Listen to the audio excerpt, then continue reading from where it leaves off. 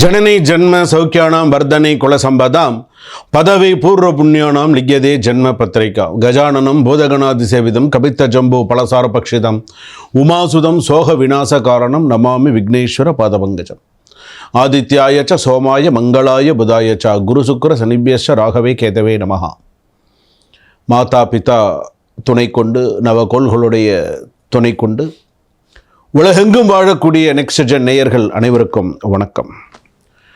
நான் உங்கள் doctor V Rajkumar Sivachariyar பேசுகிறேன். இந்த வாரம் ராசி பலன் எப்படி இருக்குது? 12 ராசிக்கான பலன்கள். வார ராசி பலன்களை நம்ம பார்க்குறோம். இந்த வாரம் 12 ராசிக்கு என்ன சொல்லுது? மிக மிக முக்கியமானது தான். ஏன்னா சில விஷயங்கள் நம்ம தெரிஞ்சுக்கிறோம், நம்ம பார்க்குறோம். நம்ம வாழ்க்கையிலுக்கு சில விஷயங்கள் நமக்கு வாழ்க்கைக்கு ஒத்து போகும், சில பேருக்கு சில விஷயங்கள் ஒத்து போகாது.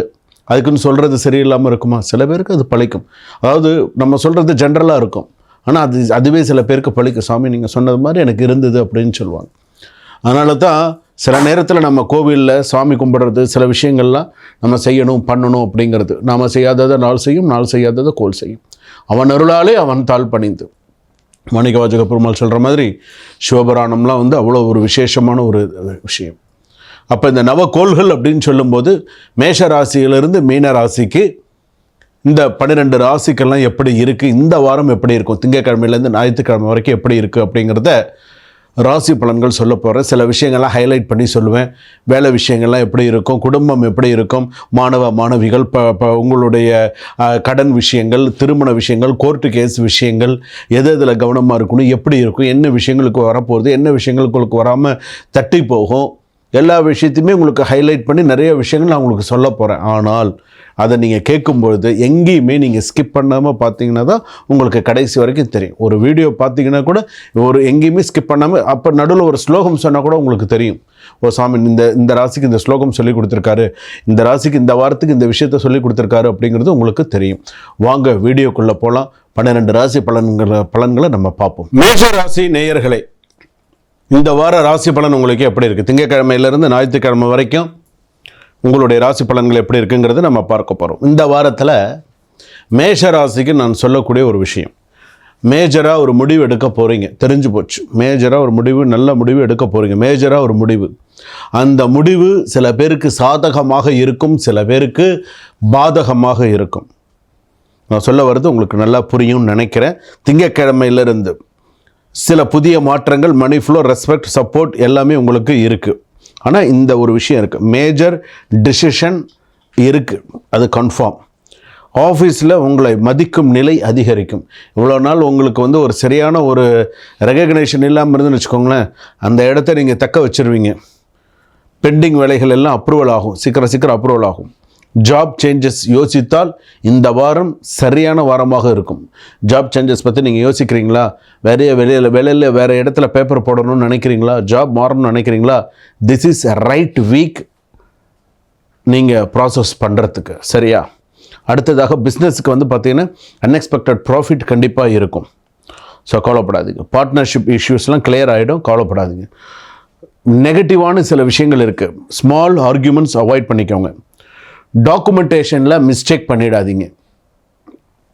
3வதா குடும்பம், திருமணம், வாழ்க்கை, வீட்டில் சமாதானம், பேச்சு இருக்கணும். சண்டையே இருந்தால் சரியாக சமாதானமாக போகிறதுக்கு பாருங்கள். பேரண்ட்ஸ்க்கு உடன் நடந்திருந்த மனக்கசப்பு சரியாயிடும். அம்மா அப்பாவோட சண்டையோ, உடன் பிறந்த சிப்ளிங்ஸோட கூட சண்டையோ எல்லாம் கொஞ்சம் கொஞ்சமாக சரியாயிடும். சில பேருக்கு பார்த்தீங்க அப்படின்னு சொன்னால் ஹஸ்பண்ட் அண்ட் ஒய்ஃப் மிஸ்ஸஸ் டேட்டாங்க மீண்டும் வரத்துக்கான வாய்ப்பு வரும். ஹஸ்பண்ட் அண்ட் ஒய்ஃப்குள்ளே மீண்டும் சில சண்டை சச்சரவுகள் வரும். சிலருக்கு வீட்டில் ட்ராவல் டென்ஷன் இருக்கும். வீட்டுக்கு வந்துட்ட பிறகு நெகட்டிவாக வீட்டில் ட்ராவல் டென்ஷன், வெளியில் போயிட்டு வந்த டென்ஷன் இதெல்லாம் இருக்கும். நான் ஒரே ஒரு விஷயம் சொல்கிறேன், மேஷராசி பொறுத்தளவுக்கு குரல் உயர்த்தினால் சிக்கல் அதிகமாக வரும்.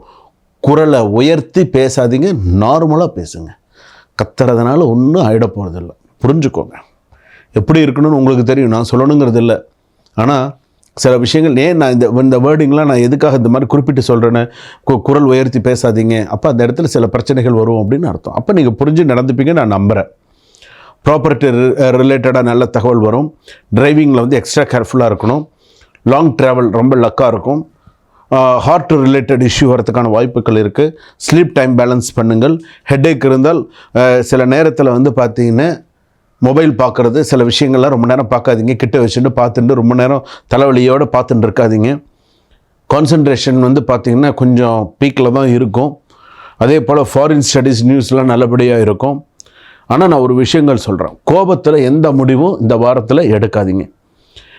அதே போல் வந்து பார்த்திங்கன்னா யாருக்கிட்டேயும் ப்ரெஷருக்காக சரணடையாதீங்க. ப்ரெஷர் பண்ணுறாங்கன்றதுக்கோசரம் இறங்கி போகாதீங்க. உங்கள் விஷயத்தில் நீங்கள் இருங்க. தப்பு பண்ணலன்னா உங்கள் விஷயத்தில் நீங்கள் இருங்க. மணி லெண்டிங் அவாய்டு. திங்கள் தோறும் திருவொற்றியூர் கோயிலுக்கு, திருவொற்றியூர் வடிவுடையம்மன் கோயிலுக்கு போயிட்டு வாங்க. விசேஷம் ஏதோ ஒரு அம்மன் கோயிலுக்கு போயிட்டு வாங்க. செவ்வரளி பூவால் எந்த சுவாமிக்காவது அர்ச்சனை பண்ணுங்கள். இந்த வாரம் ஃபுல்லாக நல்லாயிருக்கும்.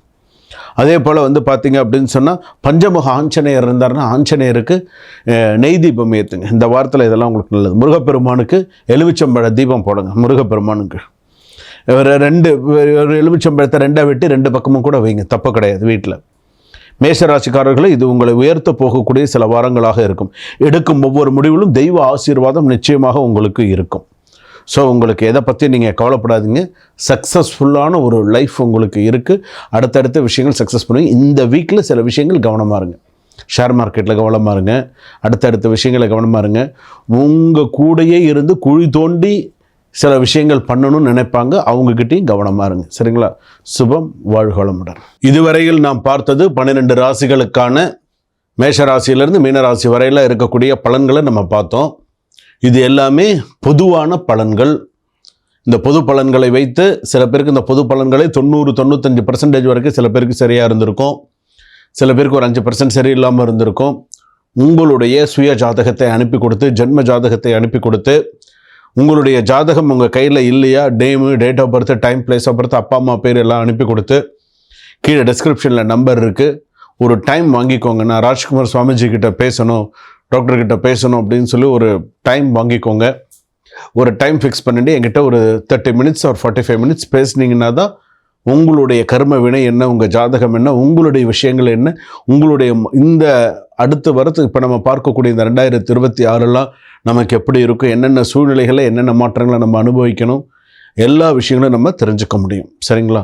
அதனால் உங்களுடைய சுய ஜாதகத்தை ஒரு முறை நீங்கள் நேரம் கிடைக்கும்பொழுது நீங்கள் பார்த்துக்கிறது நல்லது. கீழே டிஸ்கிரிப்ஷனில் நம்பர் கொடுத்துருக்காங்க. சரிங்களா?